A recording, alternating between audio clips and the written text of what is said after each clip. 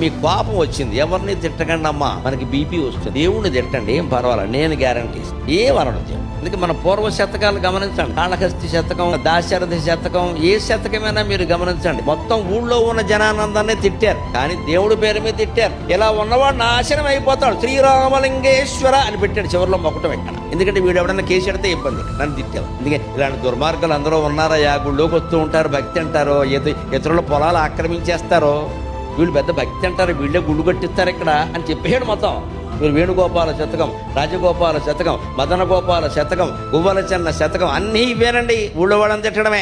అంటే దేవుణ్ణి తిట్టినా ఏమని కూడా కోపం వచ్చింది. దేవుణ్ణి అనండమ్మా, మీ ఇంట్లో ఉండే దేవుడు ఫోటో దగ్గర ఏంటయ్యా, నేను రోజు గుళ్ళోకి వెళ్ళా, రోజు పూజలు చేశాను, నేను సత్యాన్ని పాటించా, ధర్మాన్ని పాటించా, నాకు ఎందుకు ఇలా జరిగింది అని అడగచ్చు. అది భగవంతుణ్ణి కరిగిస్తుంది. ఒక్కటే లెక్క, మనం సత్యానికి కట్టుబడి ఉండాలి, మనం ధర్మానికి కట్టుబడి ఉండాలి. మనమే తప్పు చేసి ఎలా అడుగుతాం?